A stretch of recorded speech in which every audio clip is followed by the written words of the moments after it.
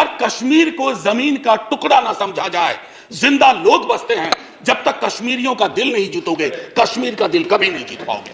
आज 75वें वर्ष में इस तथाकथित अमृतकाल में मैं ये देख रहा हूं कि गांधी की हत्या करने वालों का महिमा मंडन हो जाता है। ये भी है, ये है। इसके लिए 2014 इस देश में मैं जिक्र नहीं करना चाहता हूं कि ये क्या है।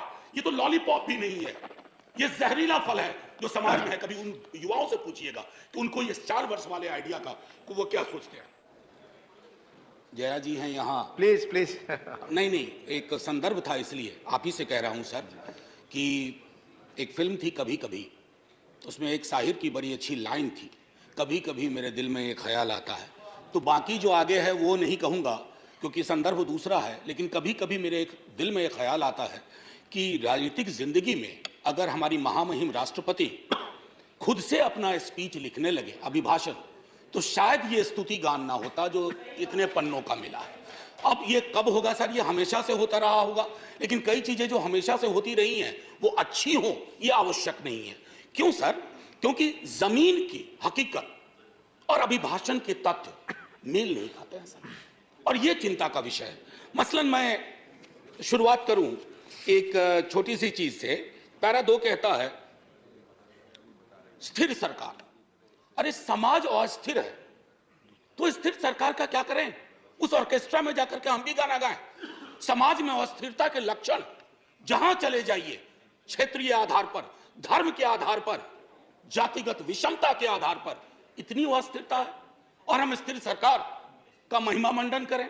सर, स्थिर सरकार वो होती है जो समाज में अस्थिरता पैदा ना होने दे। यहां उल्टा मामला है, ये चिंता का विषय है। इसकी अभिव्यक्ति माननीय राष्ट्रपति महोदया के अभिभाषण में नहीं होती है। सर, 370 का जिक्र आया। 370 के जिक्र को मैं, धन्यवाद सभापति महोदय, 370 के जिक्र को मैं थोड़ा चाहता हूं कि एक व्यापक कैनवास पे लें। आजकल ऑथेंटिकेशन की बहुत बात होती है। सर, मैं पूरी की पूरी किताब लेके आया हूं, कश्मीर आफ्टर 370, अनुराधा भसीन जी ने लिखी है, कश्मीर टाइम्स की एडिटर रही है। सर, लगातार खबरें आ रही हैं। आप कहते हैं कि नॉर्मैलिसी है। सर, दिल्ली के दरबार से नॉर्मैलिसी बोलना और कश्मीर में जाकर के उस नॉर्मैलिसी को महसूस करना, इसमें बहुत बड़ा फर्क है सर। महीनों से वहां बुलडोजर चलाए जा रहे हैं, कहा जा रहा है सरकारी जमीन से अतिक्रमण घट रहा है, लेकिन सर लोगों के घर तोड़े जा रहे हैं बिना नोटिस के। मैं बार बार कहता हूं माननीय सभापति महोदय आपके माध्यम से, सर, कश्मीर को जमीन का टुकड़ा ना समझा जाए। जिंदा लोग बसते हैं। जब तक कश्मीरियों का दिल नहीं जीतोगे, कश्मीर का दिल कभी नहीं जीत पाओगे, चाहे आप लाख कोशिश कर ले। सर, भ्रष्टाचार के बारे में भी कहा गया। तो सर, मैं तो सोच के आया था कि ऐसी कोई बात ही नहीं बोलूंगा। अचानक आपको देखा और आप आए, बीच में प्रवेश की, कहानी याद आई। एक राजा को तोतों का बड़ा शौक था, कारोबारी तोते रखते थे राजा साहब, तोते का बड़ा शौक था। नहीं, आप बताइए, मुझे देखते ही आपको भ्रष्टाचार की क्यों याद आ गई? नहीं सर, भ्रष्टाचार की नहीं, राजा की याद आ गई। इसको क्लैरिफाई कीजिए। मुझे सर राजा की याद आई। We have a distinguished member here from the same fraternity. Sir Raja की याद आई। सर तो कई तोते थे उसके पास, लेकिन अचानक उसका स्नेह एक खास तोते के लिए काफी हो गया। गौतमी प्रवृत्ति का तोता था, तो सबको चांदी और स्टील की कटोरी मिली, उस तोते को कनक कटोरी मिली। और तोते से राजा सलाह बहुत लिया करते थे, और तोता सलाह भी देता था, भूत भी ठीक करता था, भविष्य की बात भी करता था। एक दिन उस तोते के बारे में कोई अनुसंधान आ गया पड़ोस से। उस अनुसंधान के बाद तोता थोड़ा बीमार रहने लगा। अब उस बीमार तोते की वजह से राजा ने भी खाना पीना छोड़ दिया। लेकिन उस तोते का एक और भाई था जो विनोदी स्वभाव का था। अब उसने फूल नाम की एक कंपनी और एक हाँ बैंक हुआ करता था, हाँ बैंक के 48,000 करोड़ उस तोते ने 1303 करोड़ में केमन आइलैंड पे दे दिया। ये प्राचीन काल की बात है। तो तोता और राजा की कहानी में पिक्चर अभी बाकी है, शेष अगले अंक में, संभवतः बजट में। सर, राष्ट्रपति के अभिभाषण पर विशुद्ध राजनीतिकरण होता है, राजनीतिकरण होनी भी चाहिए। लेकिन सर, 2018 से लेकर अब तक जब अभिभाषण में आप कंटेंट एनालिसिस करो तो 43 बार 2014 का जिक्र होता है। सर, इतना तो 1947 का जिक्र नहीं होता जब हम आजाद हुए थे। 2014, ये कौन से इतिहास की समझ विकसित कर रहे हैं कि 2014 से पूर्व इस देश में अंधेरा था और 24 में अगर कुछ और हो गया तो देश में सन्नाटा हो जाएगा। सर, शून्य और सन्नाटे के बीच में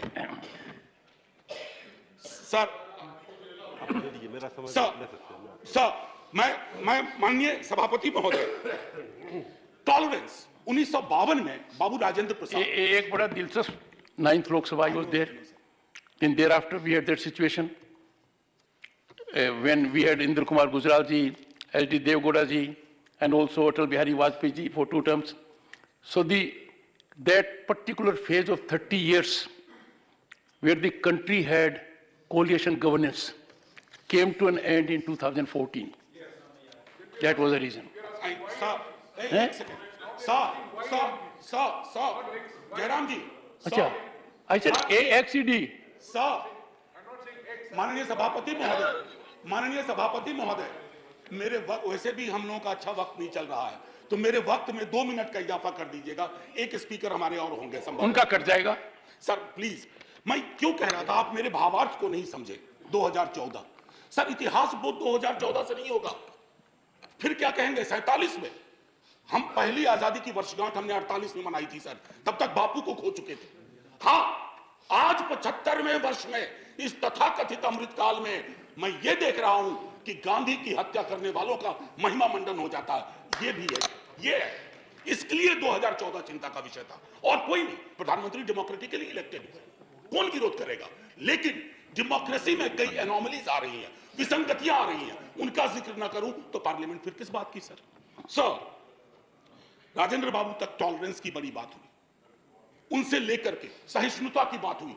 अब सहिष्णुता शब्द गायब है अभिभाषण से। क्या नहीं चाहिए हमें सहिष्णुता? क्या हम नहीं देख रहे हैं कि हमारे समाज में कटीली दीवारें लगाई जा रही है कौमों के बीच में? बुलडोजर प्रतीक बनता जा रहा है उत्पीड़न का, माइनॉरिटी राइट्स के हनन का। ऐसे दौर में सर, ऐसे दौर में टॉलरेंस शब्द का बार बार उठान होना, बयान होना यह आवश्यक था। टॉलरेंस शब्द को दूर करके you are appearing basically as an intolerant government which is not in the grain of Indian democracy. Agniveer का जिक्र हुआ सर। अग्निवीर, कभी युवाओं से पूछिए कि पूरी जिंदगी जो तुम ये तैयारी कर रहे हो सिर्फ 4 वर्ष के लिए। सर, हम सब, मैं नौकरी में हूं सर, मैं नौकरी में हूं, इसलिए सामाजिक सुरक्षा पेंशन की गारंटी है सर, गारंटी है। ये कौन सा निजाम कर रहे हैं सर इस देश में?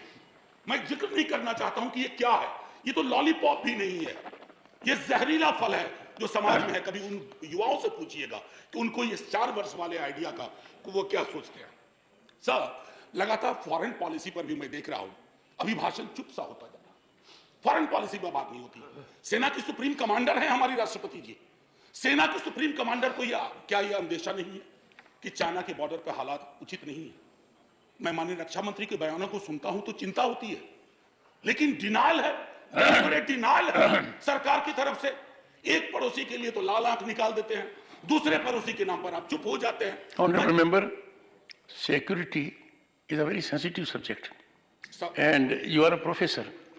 We expect such a subject to be taken up very seriously, and let it not be usual discourse. Sir, I am a student of political science and history.